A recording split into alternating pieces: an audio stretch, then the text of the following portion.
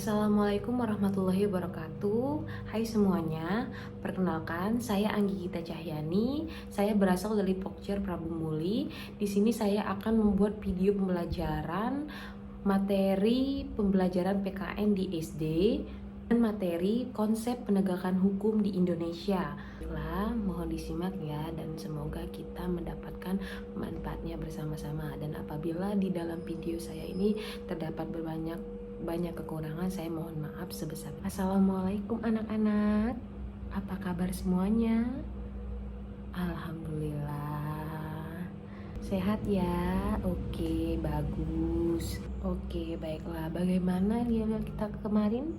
Kalau ibu tanya apa kabar semuanya anak-anak kelas 1A, jawabnya gimana? Alhamdulillah, luar biasa, Allahu Akbar. Baik, kita ulang satu kali lagi ya. Apa kabar semuanya anak-anak kelas 1A? Alhamdulillah, luar biasa, Allahu Akbar. Oke, terima kasih.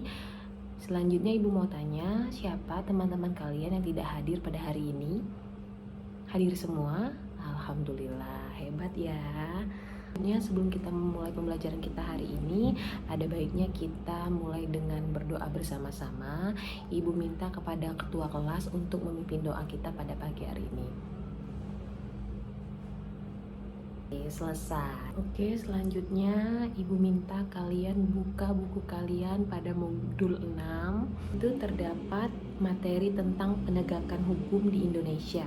Kemarin kita sudah membahas materi ini ya, tentang penegakan hukum di Indonesia. Nah, hari ini kita akan mengulasnya kembali agar kita bisa mengingatnya lebih luas lagi. Yo, di sini siapa yang masih ingat pengertian hukum?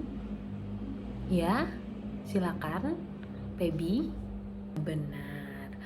Jadi Pebi menyebutkan bahwa pengertian hukum adalah sebuah peraturan yang sifatnya memaksa, yang berisikan suatu perintah. Kalau kita sudah berbicara masalah hukum, artinya hukum itu sudah menyangkut dengan masyarakat atau kehidupan manusia di bumi ini. Nah, jadi fungsi dari hukum ini adalah untuk mengatur kehidupan manusia yang ada di muka bumi ini ya anak-anak. Nah, jadi kalau ada hukum, kita tidak akan dilakukan orang semena-mena dan sebaliknya.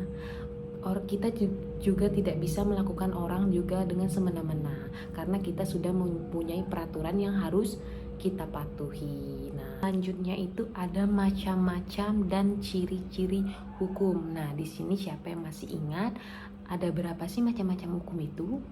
Selanjutnya ada ciri-ciri dan macam-macam hukum. Ayo, di sini siapa yang masih ingat apa sih ciri-ciri hukum itu? Iya, benar. Yang pertama, adanya perintah atau larangan. Yang kedua, perintah atau larangan itu harus ditaati setiap orang. Oke. Dan selanjutnya ada macam-macam atau golongan hukum. Itu terdapat 7 ya macam-macam hukum itu. Yang pertama adalah menurut sumbernya, yang kedua menurut bentuknya, yang ketiga menurut tempat berlakunya, yang keempat menurut waktu berlakunya, yang kelima menurut cara mempertahankan dan fungsinya, yang keenam menurut sifat dan daya kerjanya atau sanksinya, yang ketujuh adalah menurut isinya. Nah, di sana kalian bisa membaca lagi ya di buku masing-masing apa sih yang menurut sumbernya, menurut bentuknya, menurut tempat berlakunya dan sebagainya. Nah, selanjutnya ada yang namanya hukum normatif, ada yang namanya hukum ideal, dan yang ketiga ada namanya hukum wajar. Ayo, di sini siapa yang masih ingat apa itu hukum normatif, apa itu hukum wajar, dan apa itu hukum ideal? Ayo, yang tahu bisa angkat tangan ya, nanti ibu bantu untuk menjelaskan. Oke, baiklah Iqbal, boleh silakan. Oh iya, benar. Tadi Iqbal menjelaskan ya bahwa hukum yang tertulis dan hukum yang tidak tertulis. Yang kedua ada hukum ideal. Nah, tadi Iqbal menyebutkan bahwa hukum ideal adalah hukum yang dicita-citakan. Yang terakhir tadi ada hukum wajar. Nah, hukum wajar ini artinya hukum yang nampak pada kehidupan kita sehari-hari. Oke, Iqbal terima kasih ya atas penjelasannya. Artinya anak-anak ibu masih banyak yang ingat dan paham mengenai materi kita minggu kemarin. Baiklah, selanjutnya di sini apakah ada yang masih ingat 3 lembaga penegakan hukum? Ayo angkat tangan, siapa yang bisa? Ya boleh, Sari.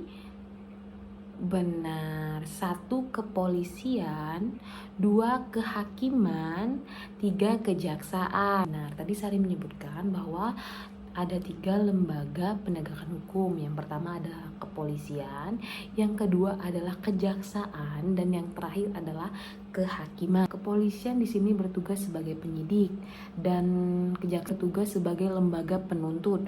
Dan selanjutnya ada kehakiman. Nah, di sini lembaga kehakiman ini berfungsi sebagai lembaga pemutus atau peradilan.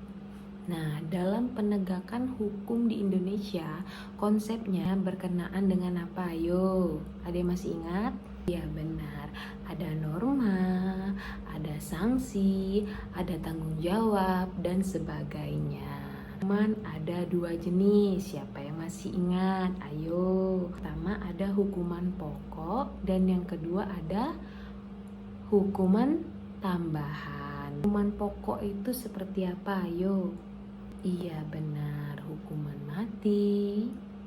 Apalagi ayo, hukuman pidana dan sebagainya. Hukum tambahan apa aja? Ayo. Keputusan hakim bisa, terus itu tentang persitaan, lain sebagainya. Nah, apa saja sih fungsi-fungsi dari penegakan hukum di Indonesia? Ada yang tahu?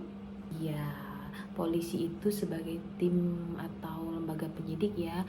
Misalnya ada suatu kecelakaan, pencurian. Nah, polisi di sini sebagai tim penyidik untuk suatu masalah yang sedang terjadi. Dua tadi ada kehakiman. Nah, kehakiman ini berfungsi sebagai lembaga penuntut atau melakukan perbandingan atau peradilan ya.